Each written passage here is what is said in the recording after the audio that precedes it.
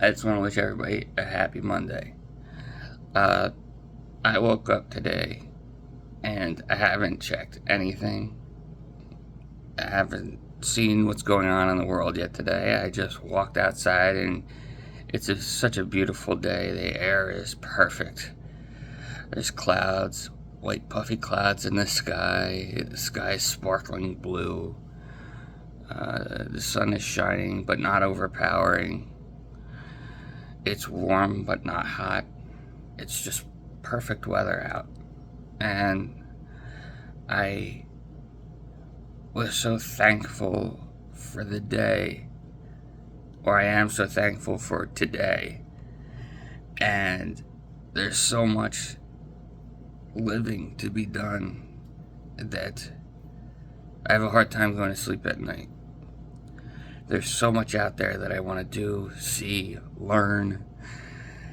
And time is the greatest barrier that we have, the greatest obstacle.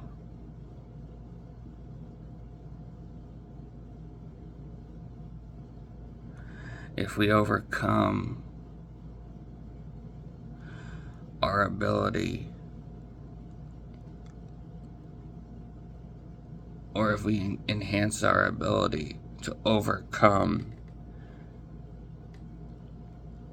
the cruelty of time, even if we do age extending type of technologies where we start to be able to extend our lives and eliminate human suffering. The pandemic taught us that there doesn't need to be homeless people in the United States. There's really the only reason why we have homeless people in the United States is because of boomer logic. Boomer logic wants, air quotes, losers out there in the world so they could judge themselves winners. They're taking these people and they're flushing their lives down the toilet. Lots of times, the people that end up on the streets never wanted to be there. They're not mentally unstable. They just had a couple missteps, or they had a couple people sabotage them. And because of that misfortune, they find themselves in a really bad situation that there's not a clear way to overcome. Because the person that put you there is going to shame you for having ever been there. And there's nothing you could do to erase that you were there. You don't have to. There's nothing to be ashamed of for it. Getting help is not something to be ashamed of. Getting help, conversely, is the sign of basic intelligence. Waving your hand and saying, "Hey, I'm having a hard time over here. Can somebody please help me?" Okay? That is the first sign of intellectual maturity. Recognizing that you can't control a situation and it's not going the way you want it to. So you essentially can predict that a calamitous future event, given the time. It's just the people in your life are sabotaging you, and they might have greater resources to bring that hardship upon you.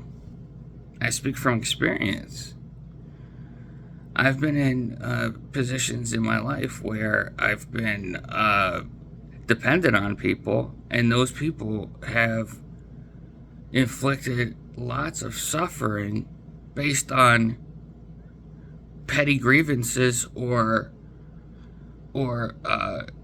their own personal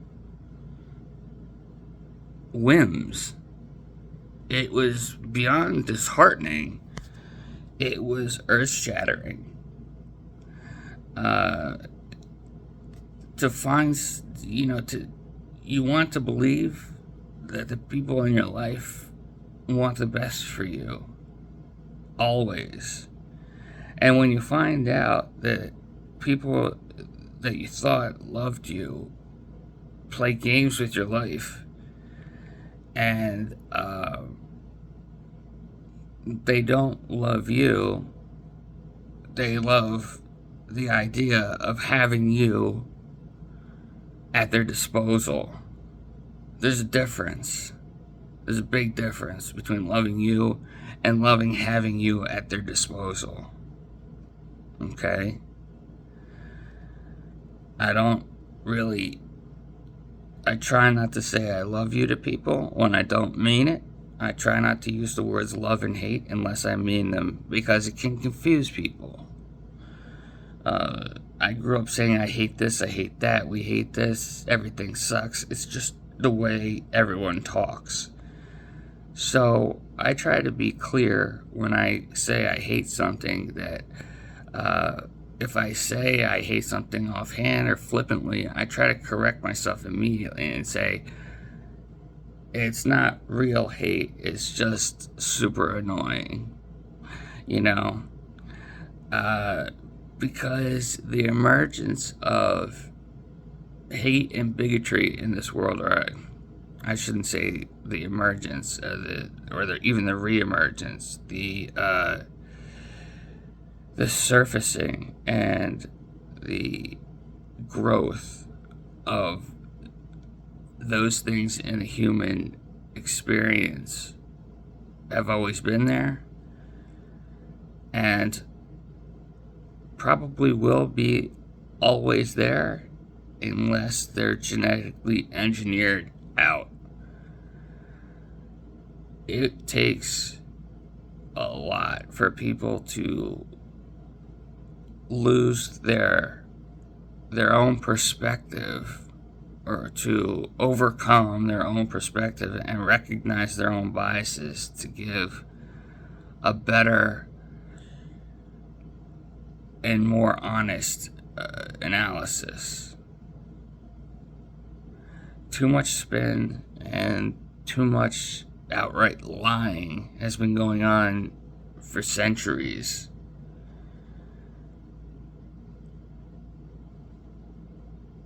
The foundation of science should be honesty, of course. I mean, it goes without saying.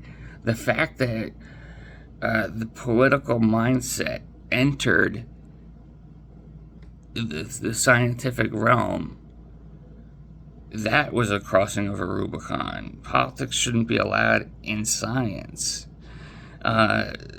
Scientists should be better people and not have political persuasions and political biases, but they're people at the bottom, at the end of the day. So they do. And unless they're honest about their own biases, then they're just acting too human. And they're not acting scientific enough. Well, I can't believe I've talked about nothing for almost 8.5 minutes, almost 9 minutes now. So there's this YouTube nonsense about creating a 10-minute video. So I'm probably going to upload this, and this is just me shouting at the void. So if anything I said you find helpful or valuable, or you want to engage in a dialogue, constructive dialogue, and you want the betterment of all people in the United States and the world, humanity, okay? It's a big universe, and to understand our place in it, we have to be honest, and we have to be humble.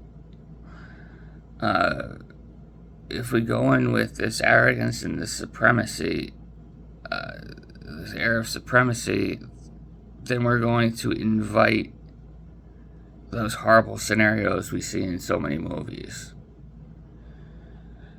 But if we're cautious and we earnestly engage other life forms. I think that there can be great things achieved. I often find that as you go up the IQ scale, you'll see what happens often is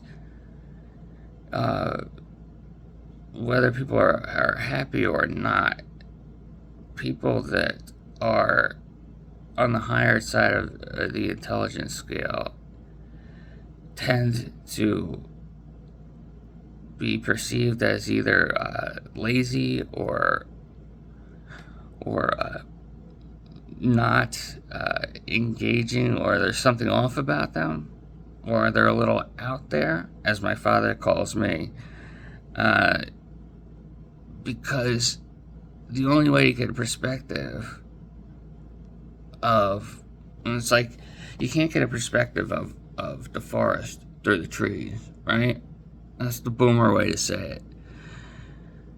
So I've always, and one of my first boss is probably one of the best I had. Things didn't end well. It's my fault, not his. Oh, well, it was mutual. There were things he did that weren't kosher, shall we say. But, moving past that, the guy was very smart. The guy was always good to me. And, I wish things were better. He said, "Rob, you're a surfer. So I noticed you, when you come into a room, you don't announce yourself and make a presence. You kind of hug the wall, survey the scene, scope everybody out, and pick your spot and strike with surgical precision." So it was remarkable. I was then in his office with myself and the fellow's boyfriend, and we were on a conference call, and he said, the client said, can we have this for 3 months? And he said, "Let's make it 90 days. And I instantly turned to his boyfriend. I said, 30 days is 3 months. Or 90 days is 3 months. There's approximately 30 days in a month. It's like, doy. So the boyfriend got a chuckle out of that. And the guy actually stopped the call and asked, and I got embarrassed because I was like, I didn't want to put you on the spot there, but it was a humorous interaction. Well, anyway, I'm at 13 minutes now, and I'm still going. I could talk about my life forever. I really have enjoyed my life, and I want more. The problem is I've been handicapped for about a decade, and I'm struggling to find how I can contribute to society without my use of my arms, the way my arms, yeah. With the radial palsy in my arms, it's made work beyond challenging, near impossible. So the neck pain and the joints in my hips, basically my whole pelvis doesn't fit right. So where it connects to my body, my legs, it's very, very painful, and the leg will pop in and out at that ball socket joint right there. All right, so unfortunately, it's getting a little noisy around here, and I'm not going to be able to finish this right now. My attention has been requested in other areas, and I need to step away.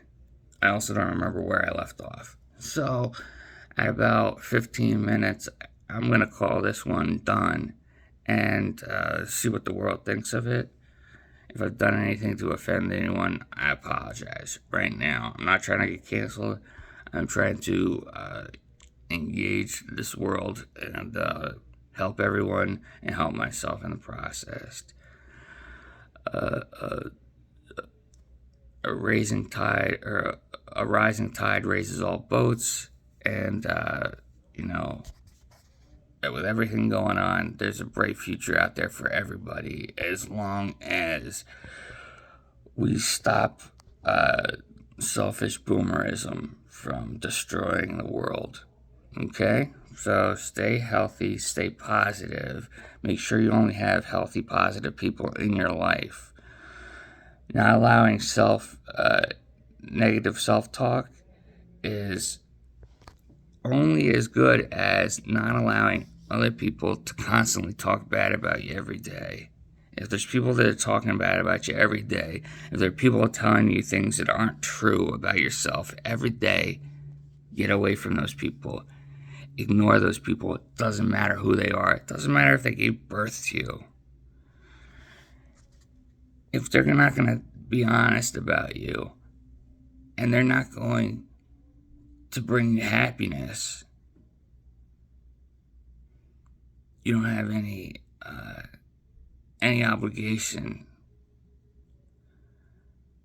to continue your suffering with those people. So, this took a weird turn. I'm going to leave it there. I have more to say on that topic and lots of other topics if I get the opportunity. Like everybody else, I am human. I make mistakes. I try to grow from them and learn. I love to learn, and that's what I'm here to do. So I hope everyone has a fantastic day. It's awesome out there today. There's so much to see and do.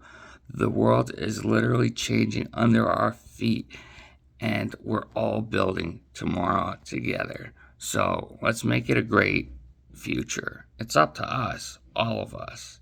So, like, subscribe, all that stuff. Share it if you want. Remix it if you want. Make fun of me if you want. I don't care. I just want your clicks. Thanks. Bye.